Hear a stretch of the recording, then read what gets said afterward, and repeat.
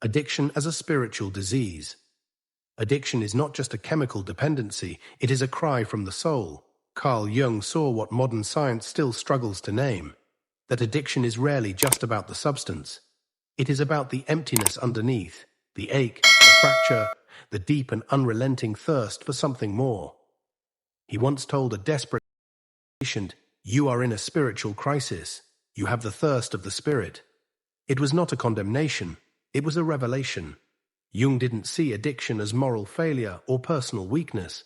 He saw it as misguided longing, a spiritual wound seeking a numbing balm, because when we are cut off from the self, from the depths of our own soul, we don't go silent.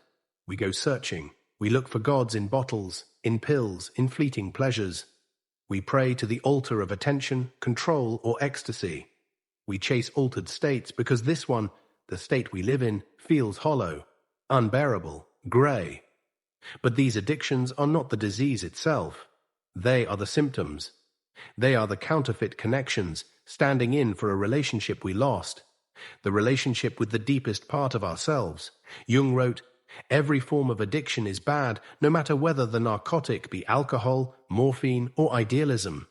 Yes, even idealism, because even the mind can become a drug. The idea of a perfect life, a flawless self, a pain-free existence, this too can seduce us.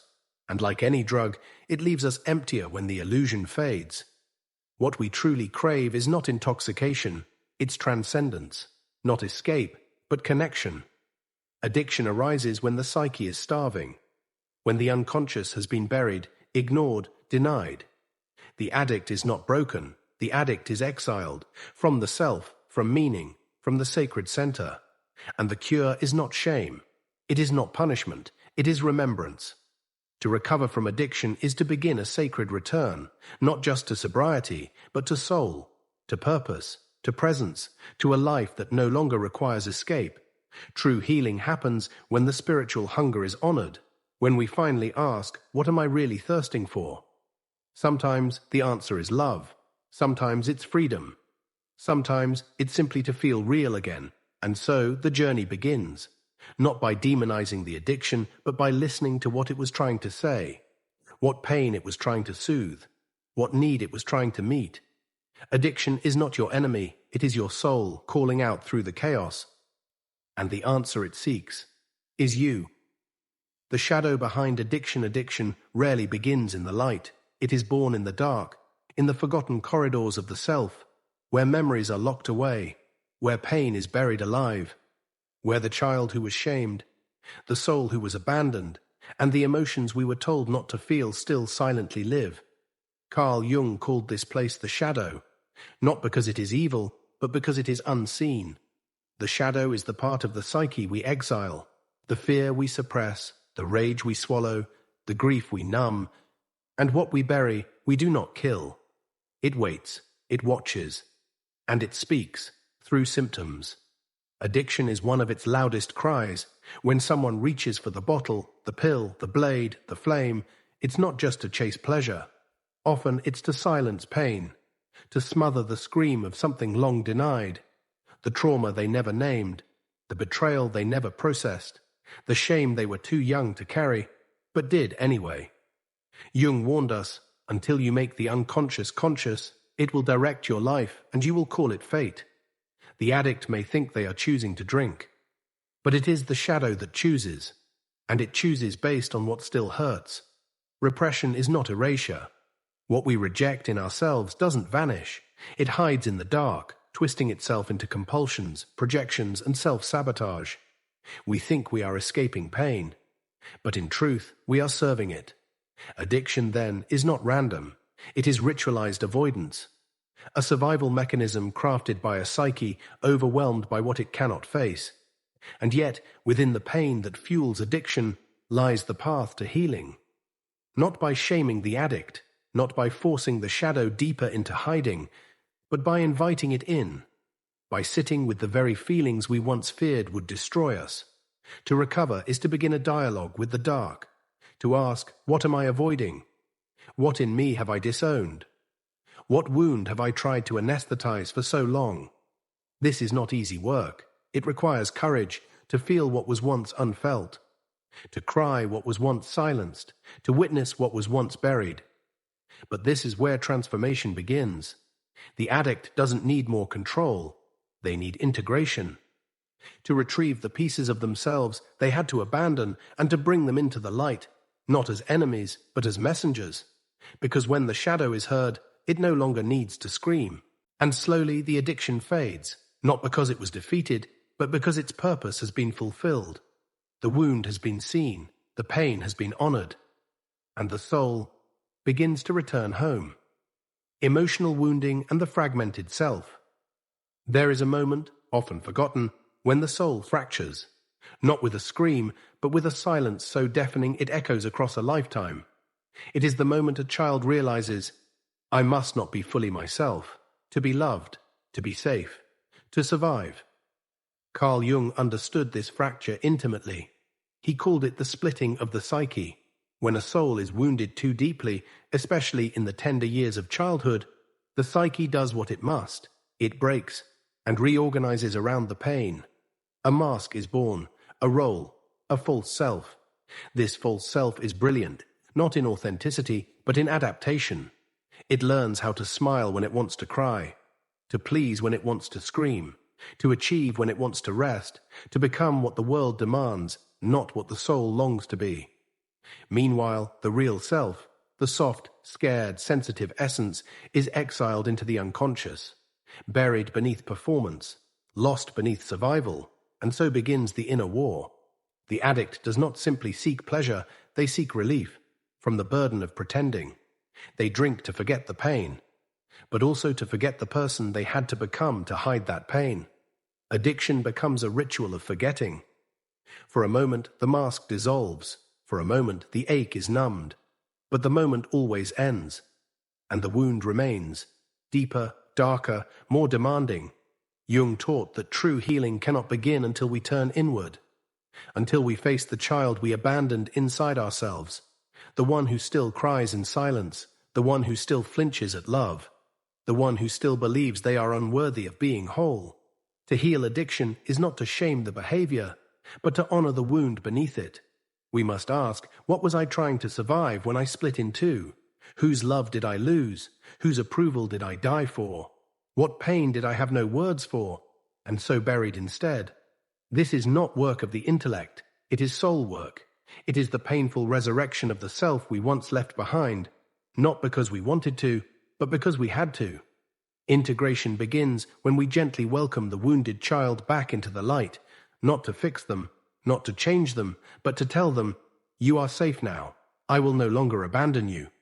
And when that reunion happens, when the real and false selves touch, when the fractured soul begins to remember its wholeness, addiction loses its grip, not because willpower won the battle, but because the soul no longer needs to escape. It is no longer fragmented, it is no longer afraid. It is finally home, possession by an archetype. There are moments in the life of an addict when they whisper in despair, it's not me, something else is driving this.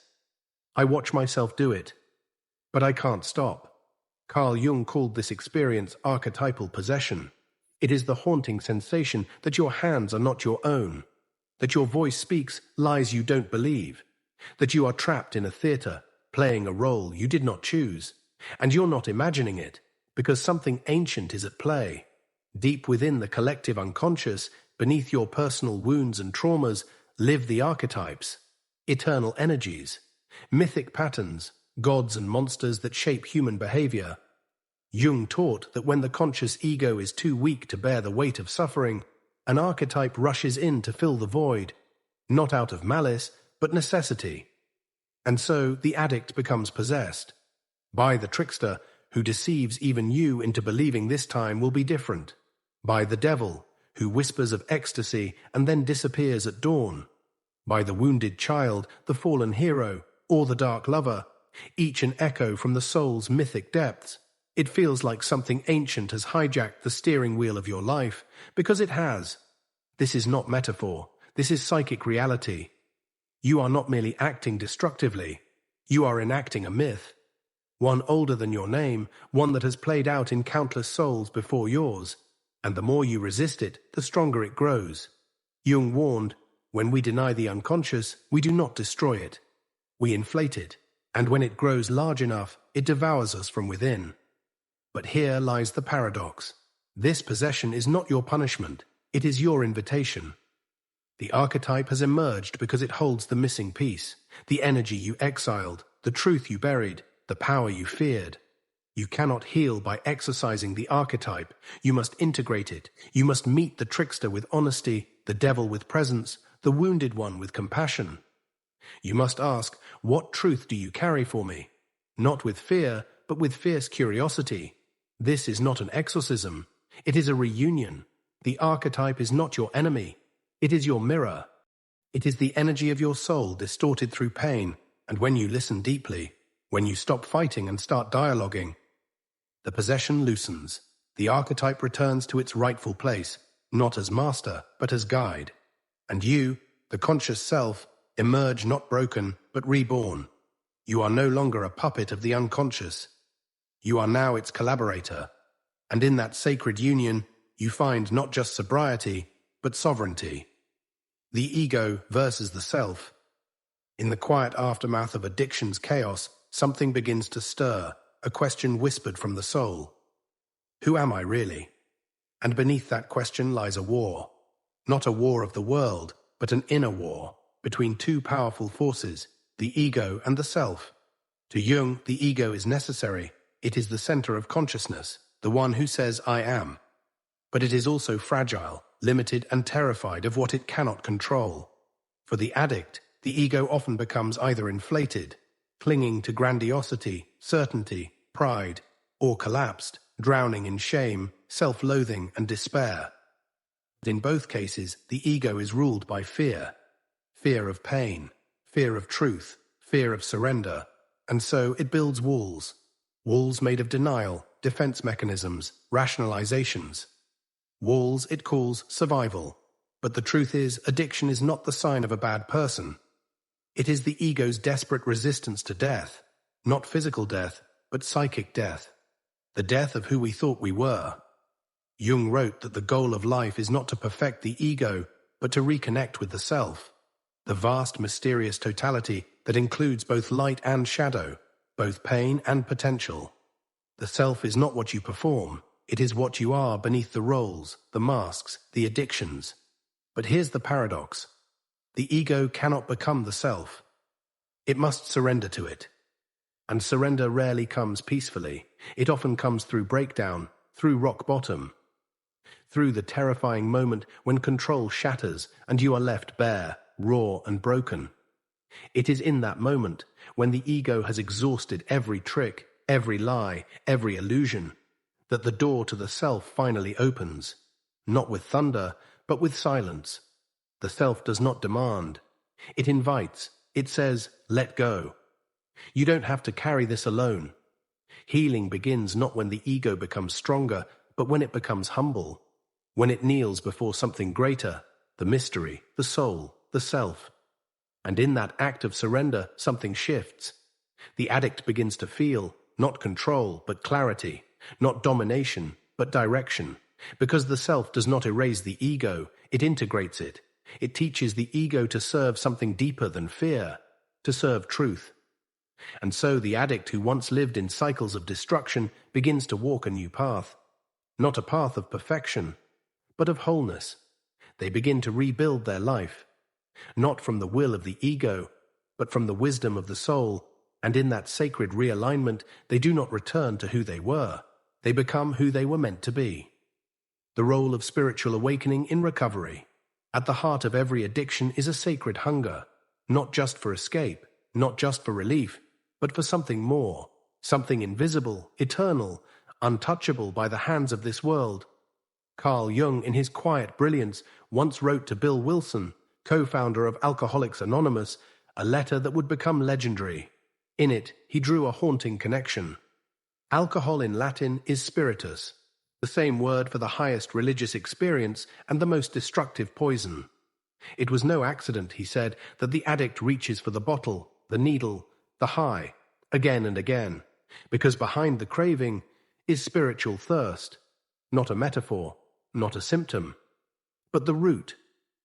The alcoholic, Jung believed, is not merely chemically dependent, he is spiritually starving. He longs for transcendence, for union, for something beyond this fragmented self. But when he cannot find the divine, he reaches for the counterfeit. Spiritus, the liquid illusion of connection, the fleeting ecstasy of forgetting. And yet the soul cannot be fooled forever. Eventually the illusion collapses, and the addict is left not just broken, but open. Open to something they never thought they needed. A spiritual awakening. This is what Jung called the experience of the numinous, the mysterious, powerful force that moves us beyond ego, beyond rationality, into direct encounter with the sacred. It is not dogma, it is not belief, it is felt, like a whisper in the bones, a silence filled with truth. And this is where true recovery begins, not in control, not in punishment, but in surrender to something greater than the self. Alcoholics Anonymous took Jung's insight and placed spiritual awakening at the very center of its 12 steps, not as a religious doctrine, but as a lived experience. We came to believe that a power greater than ourselves could restore us to sanity.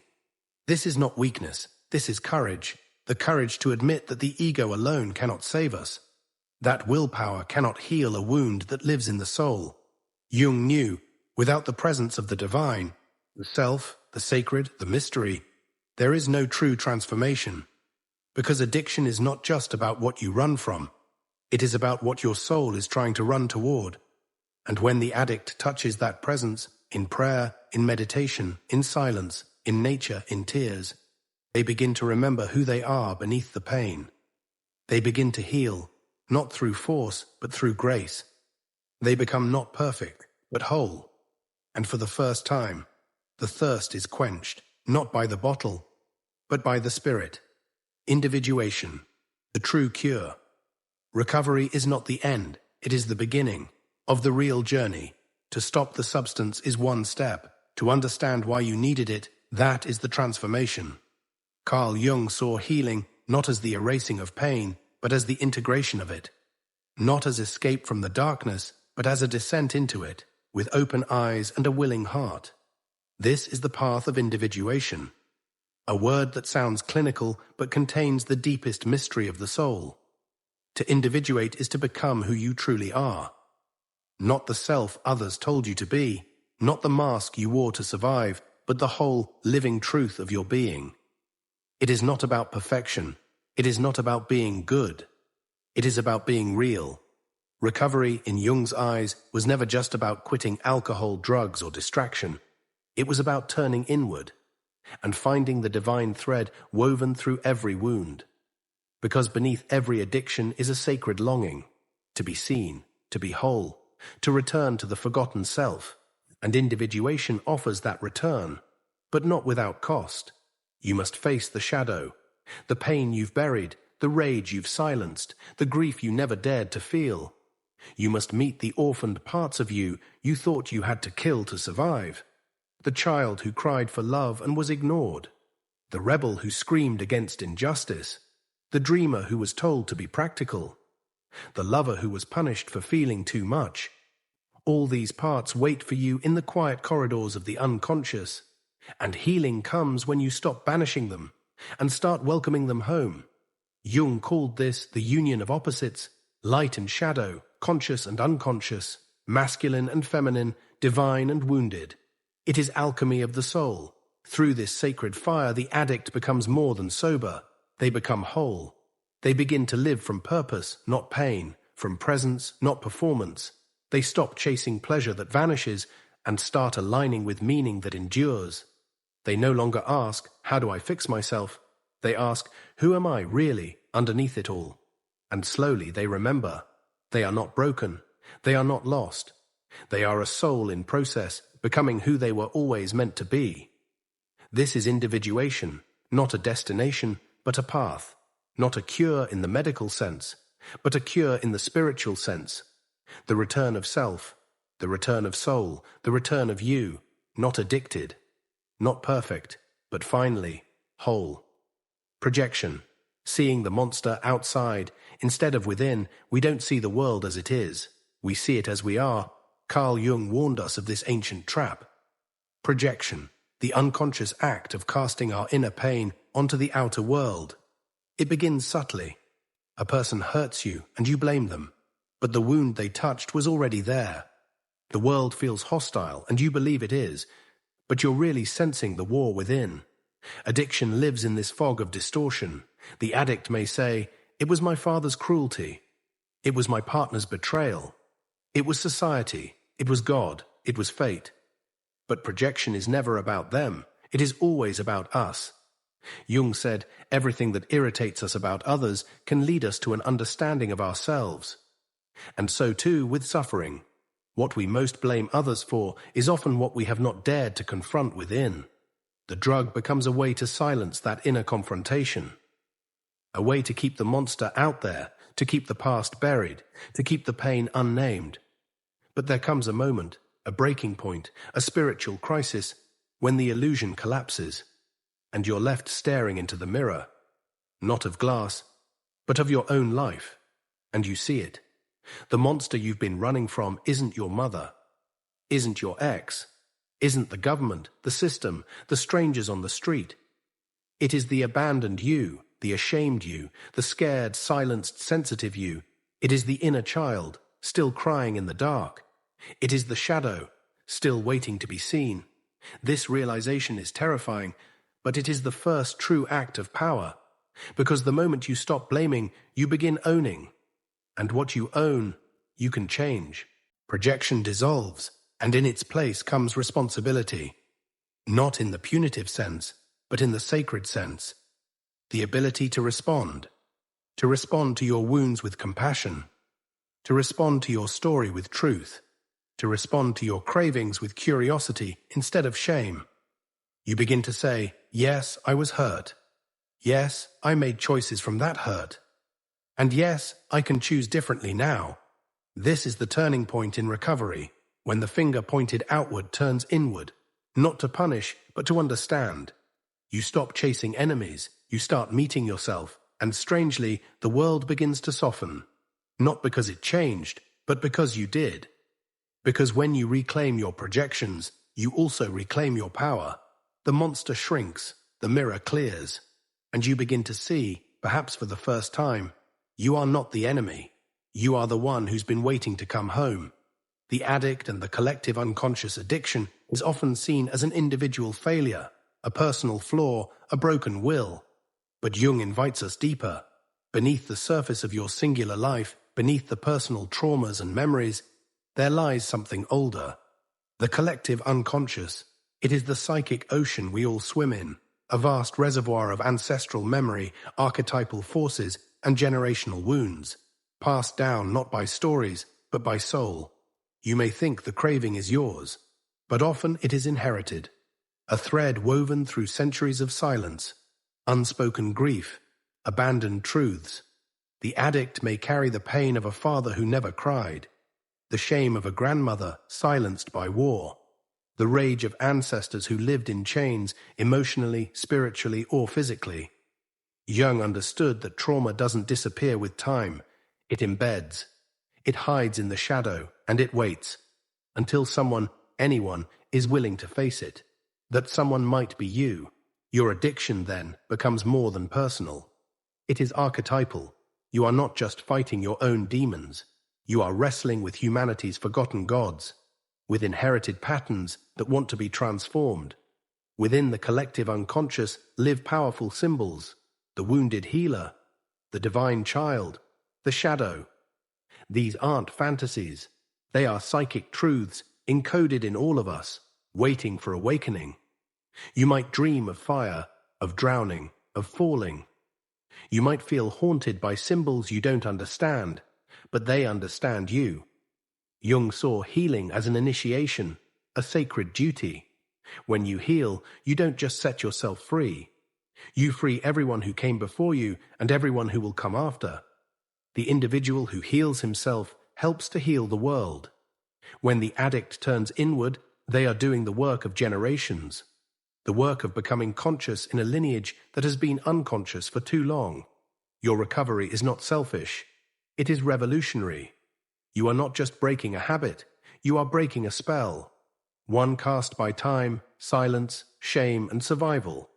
And by choosing to live awake, you offer light to the collective dream. Rock bottom, the soul's final scream for awakening. There is a moment in every addict's life when nothing works anymore.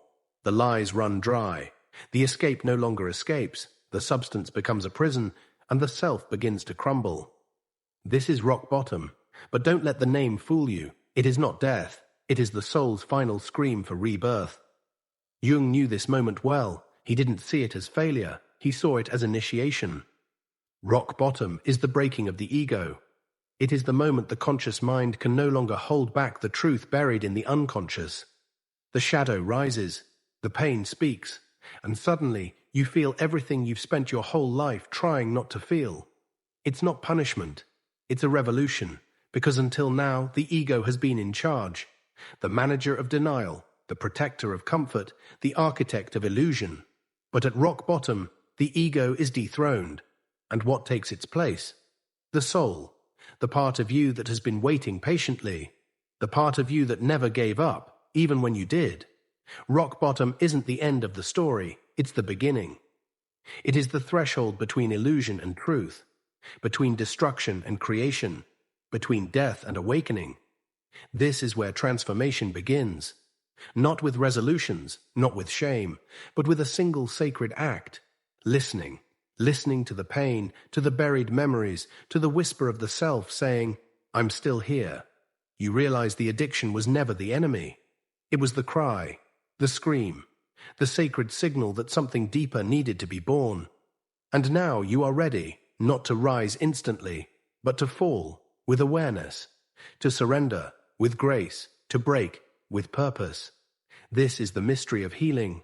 Sometimes the soul must shatter to finally shine. Rock bottom, then, is not the lowest point. It is the foundation upon which your new life is built. Welcome home.